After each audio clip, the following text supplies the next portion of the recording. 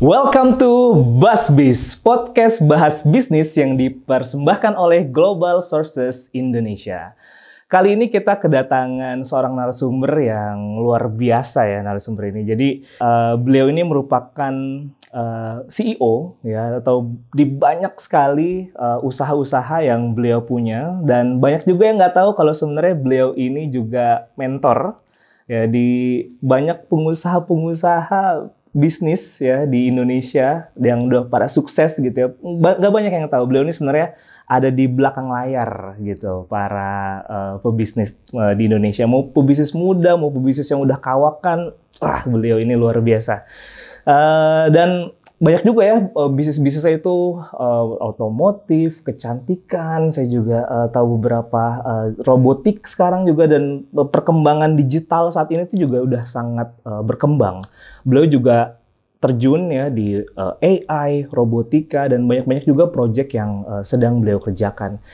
Langsung saja saya perkenalkan kepada Bapak Yahya ya, Bapak Yahya Sunaryo, narasumber kita pada hari ini. Selamat datang Pak Yahya. Iya, luar biasa. Luar biasa. Apa kabar semuanya? Wah, luar biasa. Saya bisa berjumpa dengan Anda semuanya, para pemirsa, dan katanya saya harus berbagi ilmu, berbagi pengalaman supaya bisa memperkaya dan mencerahkan, karena kita adalah masyarakat ekonomi yang harus ikut membangun Indonesia menuju Indonesia Emas 2045. Dan saya bersyukur diundang dalam acara Bahas Bisnis, BusBiz. Pasti hasilnya bisnis kita akan satset, BusBiz, satset. Bukan kampanye ya. Bukan kampanye ya, tapi buat satset bisnisnya. Satset bisnisnya dan satset cuannya.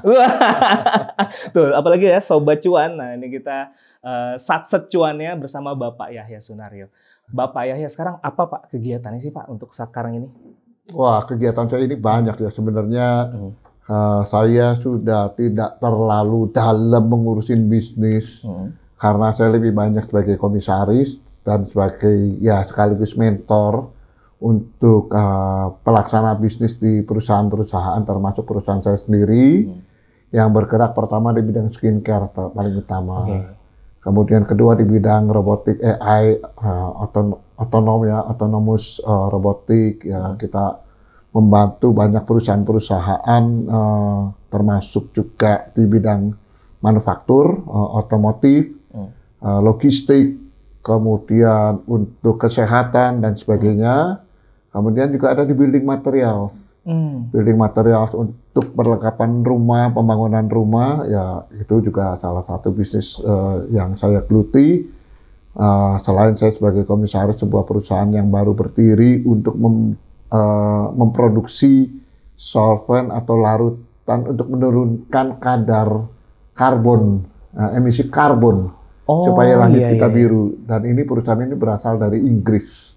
Ya, nah jadi menurut saya memang ya saya sudah merasa harus lebih banyak mengurangi kegiatan saya, tetapi lebih sering memberikan wacana, wawasan, dan bimbingan kepada mereka-mereka yang ingin membuat bisnisnya lebih sukses lagi. Dan juga saya terlibat di banyak organisasi. Ya, selain Kadin, Apindo untuk bidang perdagangan, kemudian juga di Perhimpunan Indonesia Tionghoa, kemudian juga di PSMTI, Paguyuban Sosial Marga Tionghoa Indonesia, dan beberapa organisasi lainnya. Termasuk organisasi yang saya bangun sendiri bersama sahabat saya Tante Yahya dan Chandra Darusman, CEO Business Forum Indonesia atau terkenal sebagai CBF.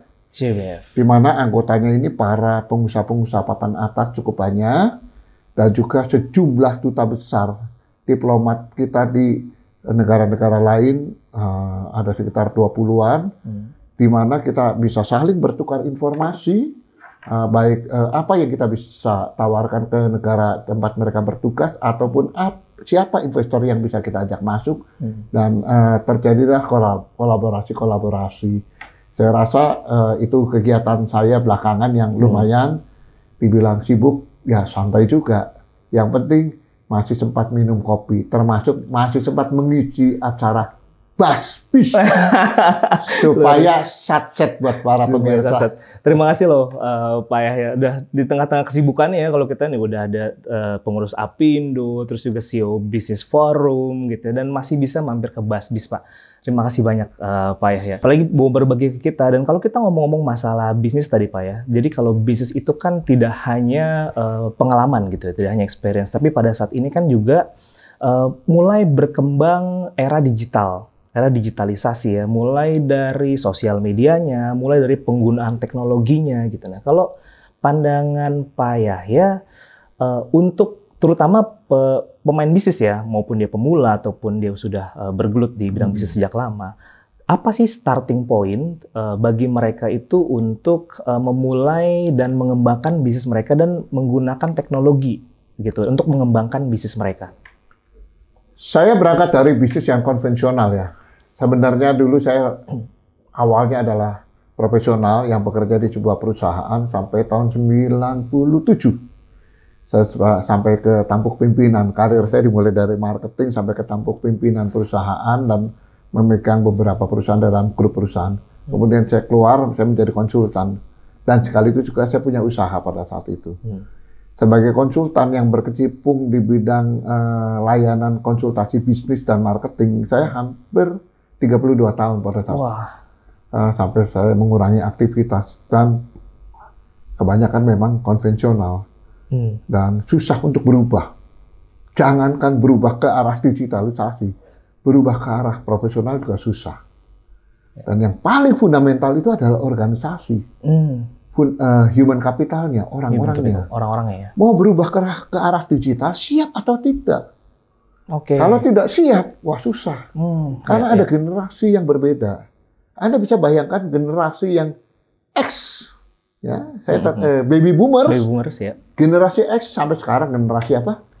Z. TikTok. Oh, generasi TikTok ya. Generasi TikTok, ya. Iya. Ya, udah masuk Gen Z, Gen Alpha katanya juga sekarang ya. Alpha ya, ke generasi Alpha nanti ke depan. Ya. Dan baby boomer, saya ini baby boomer. Ya. Baby boomers harus mencoba menerima cara pandang generasi X. Kemudian generasi milenial. Karena apa? Imbas dari teknologi itu begitu cepat. Ya kan? Betul. Coba bayangkan, 30 tahun kita makan Indomie tetap aja rasanya rasa ayam bawang. Tapi teknologi dari Pentium udah berkembang cepat sekali. Ya kan? Iya. Itulah sebabnya, mau tidak mau, human capital di perusahaan kita untuk mengadopsi bisnis model yang berbasis digital ataupun berbasis teknologi itu harus siap. Nah, masalahnya kesiapan sumber daya manusia ini, manpower kita, orang-orang kita itu seringkali ya saya katakan bisa menjadi kendala. Karena pengalaman saya sebagai konsultan adalah ketika sebuah perusahaan ingin mengaplikasikan, mengimplementasikan ERP, Enterprise Resource Planning. Ada yang mau pakai SAP, kemudian akhirnya pakai Oracle. Kemudian yang lain-lain. Jangan sampai dibilangnya Oracle-nya orang kelar-kelar. Tapi kenapa? Orangnya nggak siap. Bayangkan, mereka orang-orang yang sudah lama bekerja dengan sistem manual, tiba-tiba harus pakai sistem komputerisasi. Setengah mati ngajarin mereka, dan kemudian lebih setengah mati lagi ketika membuat mereka disiplin. Diajarin sudah bisa, tapi belum tentu disiplin. Setuju. Karena cara-cara baru itu harus menjadi habit.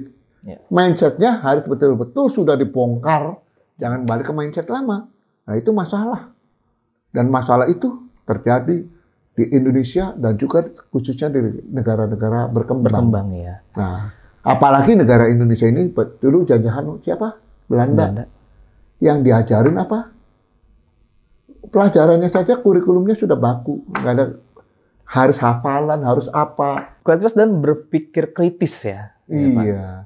Jadi kalau jujur saya mengambil perbandingan negara yang dijajah Inggris dengan dijajah Belanda. Ternyata di Inggris itu pendidikan diperhatikan supaya bangsanya pinter. Betul. Ya kan? kreativitas segala macam. Iya, beberapa negara tetangga ya yang Iya. dijajah Inggris Kemudian kita saya tahu. juga membandingkan dengan pendidikan yang ada di China, di Tiongkok, kemudian juga Korea, kemudian juga Jepang. Memang beda dengan kita. Nah, Iya, bersyukurlah sekarang banyak perubahan, ada Iya. kampus merdeka segala Iya. macam, apalagi menteri pendidikannya masih muda Iya. ya. Banyak terus sekolah-sekolah internasional menjamur, Iya. universitas berkolaborasi dengan universitas Dan di luar ya. negeri. Ini kita bersyukur sekali, berarti generasi penerus ini diharapkan kualitasnya makin bagus. Iya, mudah-mudahan, kan? mudah-mudahan. Dan kita makin siap menghadapi era, ya bukan lagi kita sebut sebagai era digital, jangan pakai istilah 5.0. 5.0. Bukan lagi 4.0, tapi 5.0. Semuanya sudah, jangan-jangan kita sudah, nanti lain kali podcastnya nggak ada begini, pakai AI. Kita nggak tampil, ya, saya ada di mana, Anda ada di mana. Iya. Nah, Bisa jadi ya perkembangan teknologi itu. Jadi Betul. yang saya catat di sini adalah memang human-nya. Jadi perkembangan Iya. itu harus transform SDM-nya dulu. Yes. Nah, baru apakah dia bisa mengikuti atau enggak, disitulah perubahan terjadi ya Pak ya. Betul, karena driver paling utama kan manusianya yang menjadi driver untuk berubah, ya kan? Nah, tetapi kemudian kalau tidak mau berubah, mesin akan merubah manusia. Jadi itu human ya, jadi Sobat Cuan tuh, untuk bisa kita mengubah, karena itu sudah harus menjadi habit ya Pak ya, untuk dalam perubahan itu gitu, mau teknologi apapun dipakai, secanggih apapun, kalau kita sebagai manusia tidak bisa memakainya dengan bijak gitu ya, maka percuma gitu, teknologi canggih itu tidak akan bisa dimaksimalkan, begitu ya Pak. Itu seru sih Pak. Tapi kita akan ke sana. Nah, cuma saya punya berapa nih, kalau dibilang dari pengalaman, tadi Bapak sebut, wah 32 tahun yang lalu Bapak udah jadi profesional gitu ya. Saya masih main gundu tuh Pak kalau nggak salah. Dan itu udah jadi profesional. Nah, apa pelajaran yang menurut Pak Yahya ini kita sebagai pebisnis gitu ya, bis muda ataupun bis yang sudah lama gitu ya, harus itu menjadi pembelajaran yang harus kita punya gitu, atau attitude apa yang harus kita punya sebagai pebisnis menurut pengalaman Pak Yahya? Anda mau menjadi pebisnis? Ya. Nah, punya modal? Punya uang? Harus. Ya, pertanyaan saya punya uang nggak? Bukan harus. Oh iya, punya dong, harus punya dong. Iya. Nah, Anda punya skill? Punya. Anda punya keahlian? Punya. Anda punya pengalaman? Belum banyak. Yang paling penting, Anda punya mental yang kuat tidak? Wah, sulit pertanyaan Pak. Harus. Untuk jadi pengusaha itu punya mental yang kuat, artinya apa? Tahan banting. Oke. Saya pernah bangkrut dan nggak punya apa-apa. Tahun 98 pada saat krisis. Bisnis saya habis semua, rumah pun sampai kontrak. Apa yang saat itu bisa bangkit lagi Bapak? Ya mental dong. Oke. Katanya kalau ikut seminar motivasi atau apa, never give up, never give up, never give up, ya kan? Tapi anybody give me. Wah, mentalnya never give up, but anybody give me. No way. Oke. Harus betul-betul punya tekad yang kuat, itu mental baja. Sebenarnya bangsa kita ini punya mental yang hebat. Kalau nggak pernah merdeka. Lawan terus, pakai bambu runcing, lawan terus, ya kan? Nggak tahu anak-anak sekarang ya. Ya, itulah bedanya ya. Kalau misalnya kita dibekali dengan mental, dengan yang tidak punya mental, cuman ngandelin ijazah luar negeri, lulusan apa, cum laude, sedangkan temennya di Indonesia kumulatif. Waduh. Tapi yang kumulatif lebih sukses daripada yang cum laude. Oh, karena mental. Oke. Udah teruji jatuh bangun. Oke. Saya diuji itu mental pertama kali waktu saya kecil itu oleh orang tua saya, ibu saya, suruh jualan ke pasar. Saya protes dong, malu ngomongin teman-teman, ya kan? Tapi ternyata orang tua saya itu mengajarkan mental dagang. Karena mental dagang itu paling mendasar, nggak ada di kuliah itu diajarin. Iya, benar. Di situ apa yang dapat ditolong orang? Bagaimana rasanya kamu ditolak orang? Di situ kamu akan merasakan sepertinya kamu udah gagal. Padahal belum. Wah itu. Jadi sahabat-sahabat sekalian, Anda harus tahu bahwa kita harus memiliki mental yang kuat dalam menjalankan bisnis kita. Apalagi di era persaingan global yang luar biasa. Kuat nggak mental kita melawan serbuan dari luar negeri? Atau kita bisa memanfaatkan perang sebagai pengusaha nasional, sebagai orang Indonesia, walaupun ada produk dari luar negeri datang, bukannya kita langsung bertekuk lutut terus pakai istilah, wah kita dikuasai asing segala macam. Nggak peduli, ya kan? Tapi kita harus cerdas. Dengan mental yang kuat, ditambah kecerdasan, kita bisa menciptakan peluang buat kita. Bukan cari peluang, kita yang ciptakan peluang di situ.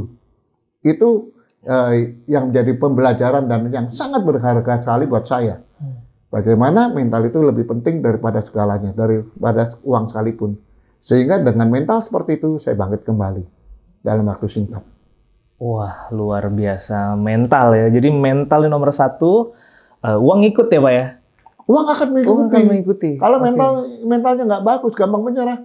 Dikasih uang berapa juga habis lah. Iya, berapa banyak orang kaya yang pusing karena apa? Ngasih ke anaknya malah habis sama anaknya. Iya. Katanya, generasi pertama membangun, generasi kedua membesarkan, generasi ketiga mengkonglomerasikan, katanya. Tapi sekarang generasi pertama membangun, generasi kedua langsung menghabiskan. Banyak yang habis, belum menjadi besar. Pelajaran yang saya bisa dapatkan dari konglomerasi Indonesia yang dibangun sejak lama, yang sudah besar-besar, ya kan? Tapi ada satu contoh yang hancur di saat awal-awal, Wee Tiong Ham Konsem di Raja Gula Indonesia yang sangat terkenal waktu itu, se-Asia Tenggara. Ya. Tapi ada juga perusahaan kecil yang menurut saya luar biasa. Anda pernah dengar Roti Ganet di Solo? Berdiri 1881 sampai sekarang. Wow, 1881 sampai sekarang. 18, berarti 100 tahun lebih. 100 tahun lebih. Sahabat sekalian. Sustainability. Bayangkan, banyak perusahaan Indonesia yang sudah masuk ke dalam kategori Centurion Companies. Istilah Centurion Companies itu saya sebutkan untuk perusahaan yang usianya lebih dari 100 tahun. Kita punya jamu ibu. Iya. Lebih lama dari jamunya Menir yang berdiri 1918 loh. Capek juga berdiri terus. Belum duduk ya Pak ya. 1910. 1910. 8 tahun lebih dulu daripada jamu Nyonya Menir. Wow. Nah, luar biasa kan? Ya. Banyak pemain-pemain yang luar biasa di Indonesia. Dan karena apa? Mentalnya kuat. Punya tekad yang kuat untuk melanggengkan bisnis. Istilah bahasa Jawanya itu adalah sustainability. Iya, sustainable. Business sustainability. Kalau bahasa Jawa Pak, sustainable. Iya. Ya, sustainable, ya kan? Iya. Kalau nggak sustain ya sebel. Bisa aja Pak ya. Ya.